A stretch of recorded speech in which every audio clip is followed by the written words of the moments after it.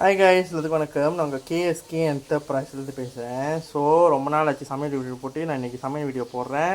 இது வந்து ஒரு சிம்பிள் ரெசிபி தான். யார் யாருக்கும் சமைக்கிற ஐடியா இல்லையோ இந்த மாதிரி செய்யுங்க. அதாவது என்னதுனாக்கா, ஃபிஷ் கேக், இந்த மாதிரி இந்த தவு இது, அப்புறம் பூத்தையை போட்டு எங்கள் அம்மா சம்பள் செய்ய போகிறாங்க. அதில் நீங்கள் ஜப்பனீஸ் ஸ்டஃப் கூட ஆட் பண்ணிக்கலாம். நாங்கள் ஜப்பனீஸ் ஸ்டஃப் ஆட் பண்ணேன். ஸோ வாங்க நம்ம இன்க்ரீடியன்ஸ் பார்த்தலாம். ஃபர்ஸ்ட் வந்து மிளகா சந்தி, இது வந்து வெங்காயம், பூண்டு, உப்பு எல்லாமே போட்டு தக்காளிக்காய் போட்டு அரைச்சாச்சு. அப்புறம் சோப்பு வெங்காயம், பெரிய வெங்காயத்தை இப்படி வெட்டி வச்சுக்கோங்க. ஒரு பெரிய வெங்காயம் பெரிய வெங்காயம் வெட்டிக்கோங்க. அப்படி பெரிய வெங்காயம்னா 2 மீடியம் சைஸ் வெங்காயத்தை வெட்டி வச்சுக்கோங்க. அப்புறம் இந்த தவு வந்து இப்படி வெட்டிக்கோங்க.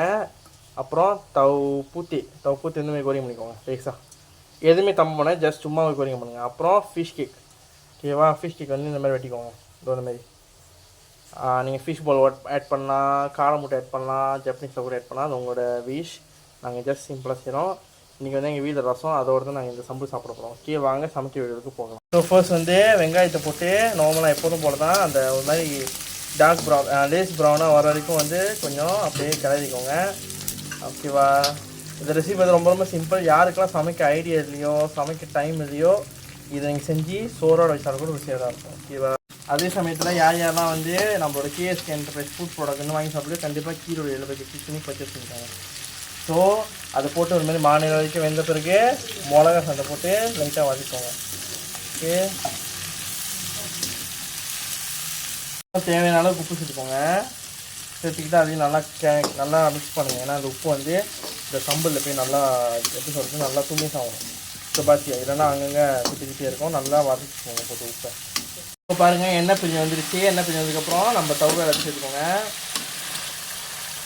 சேர்த்துக்கிட்டு எல்லாத்தையும் நல்லா மிக்ஸ் பண்ணுங்கள், நல்லா கிளறுங்க. சப்பாத்தியாக வந்து அந்த கலர்லாம் மாறி நல்லா ஒரு இருக்கும். இது ரொம்ப ரொம்ப ருசியாக இருக்கும்.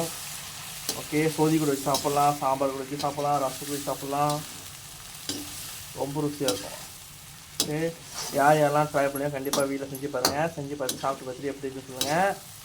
இந்த வீடியோ பிடிச்சிருந்தா கேஎஸ்கே என்டர்பிரைஸ் ஃபாலோ பண்ணி, லைக் பண்ணி, ஷேர் பண்ணி இந்த வீடியோ ரிப்போர்ட் பண்ணுங்கள். அதே மாதிரி யாரெல்லாம் நம்மளோட கேஎஸ்கே என்டர்பிரைஸோட ஃபுட் ப்ராடக்ட், அதாவது சம்பாலி கம்பளி, சிக்கன் வறுவல், எண்ணெய் கற்றுக்க வாங்கி ட்ரை பண்ணியோ கண்டிப்பாக பையனோட 70 கிளிக் பண்ணி பர்ச்சேஸ் பண்ணிக்கோங்க. COD available. தேங்க்யூ.